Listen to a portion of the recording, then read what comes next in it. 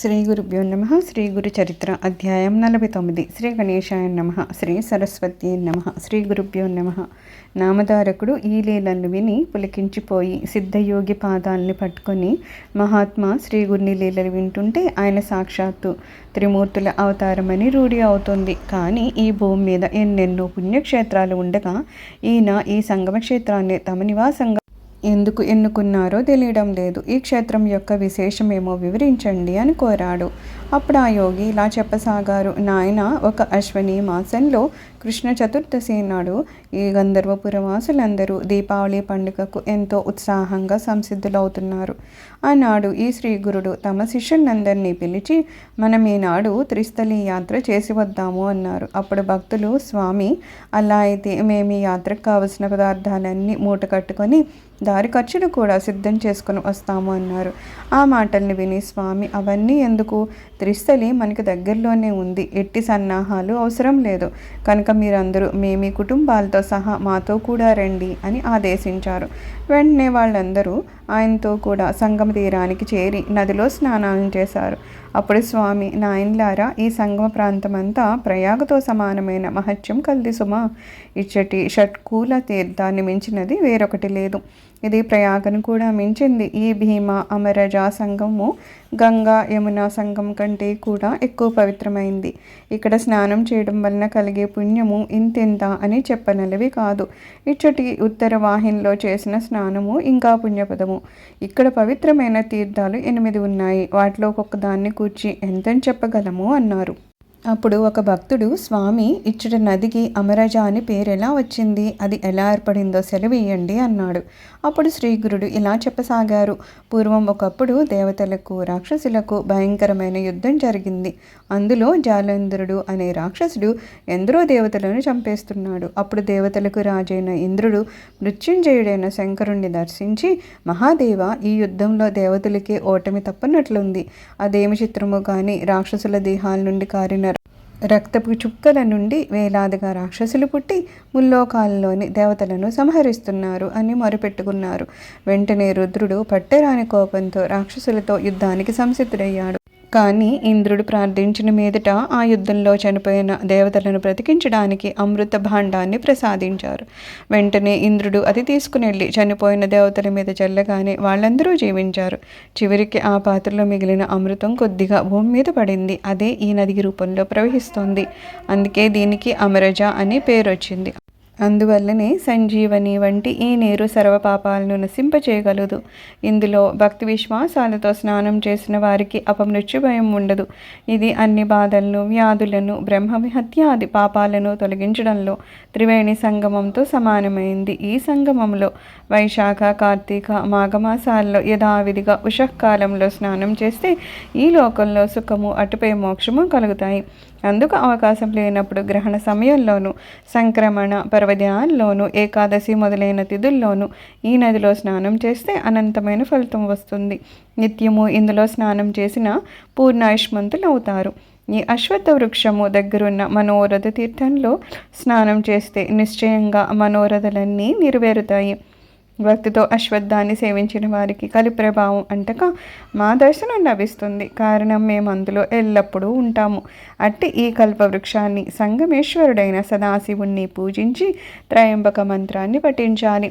శ్రీశైలంలో మల్లికార్జుని వలె ఇక్కడ సంగమేశ్వరుడు సుస్థిరంగా ఉన్నాడు.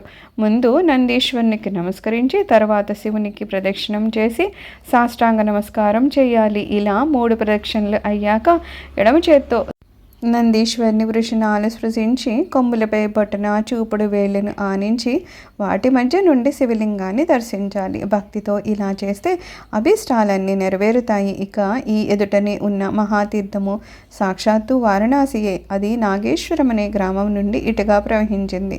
దీని గురించి ఒక పురాణోపాఖ్యానం ఉన్నది. పూర్వము భారద్వాజ సగోత్రుడైన బ్రాహ్మణోత్తముడు నిరంతరం భక్తితో ఈశ్వర ఆరాధన చేసి పూర్ణ విరాగి అయ్యాడు. అతనికి ఈశ్వర సాక్షాత్కారం కలుగుతుండేది. ఆనంద పారవశ్యంతో అతడు ఒళ్ళు మరిచి తిరుగుతూ ఉంటే లోకులు అతనికి దెయ్యం పట్టింది కాబోలు అనుకునేవారు. ఒకప్పుడు అతని సోదరులైన ఈశ్వరుడు, పాండురంగుడు కాశీకి బయలుదేరుతూ తమ అన్న అయిన అతన్ని కూడా రమ్మన్నారు. అతడు నవ్వి, కాశీ విశ్వేశ్వరుడు నాకు దగ్గరలోనే ఉండగా కాళ్ళీడ్చుకుంటూ ఎక్కడికో ఎందుకు వెళ్ళడము అన్నాడు. అలా అయితే మాకు చూపించగలవా అని వారు అన్నారు. అతడు అంగీకరించి సంగమంలో స్నానం చేసి ఈశ్వరుని ధ్యానించి, వ్యోమకేశ, దీన్ని కాశీగా చేసి ఇక్కడ విశ్వేశ్వరుని రూపం అందరికీ చూపించు అని ప్రార్థించగా అందరికీ అక్కడే వారణాసి కనిపించింది. ఈ కుంభమే మణికర్ణిక అయ్యింది.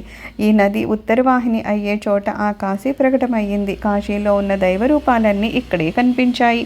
అతన్ని సోదరులిద్దరూ ఆశ్చర్యపడి ఇక్కడే స్నానము, దానము మొదలైనవి చేశారు. అప్పుడు ఆయన మహాజ్ఞాని అని అందరూ తెలుసుకున్నారు.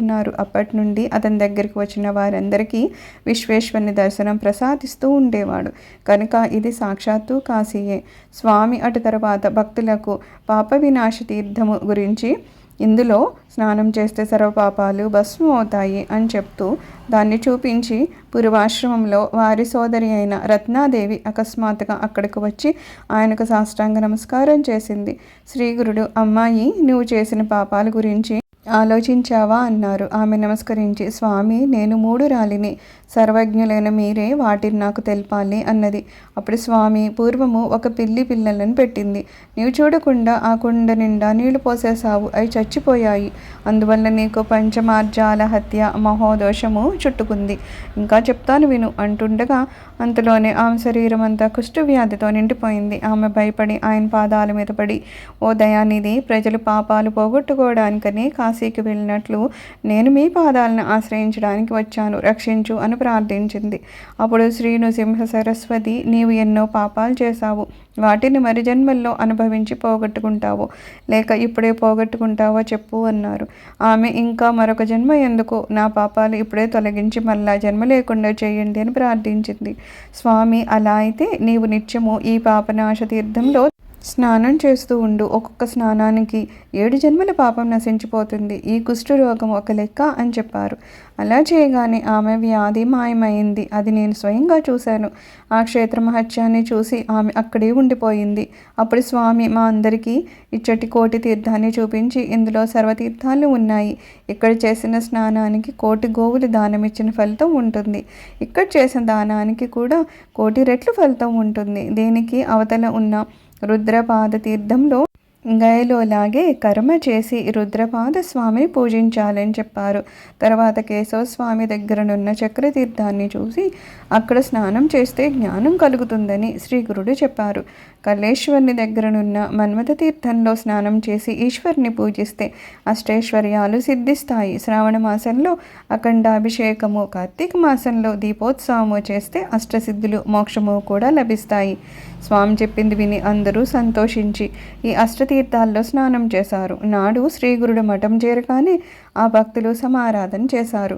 శ్రీ దత్తాయ గురువే నమః. శ్రీ శ్రీపాద శ్రీ వల్లభాయ నమః. శ్రీ నృసింహ సరస్వత్యై నమః. సర్వం శ్రీ గురుచరణారవిందార్పణమస్తు. లోకా సమస్తా సుఖినో భవంతు. ఓం శాంతి శాంతి శాంతి.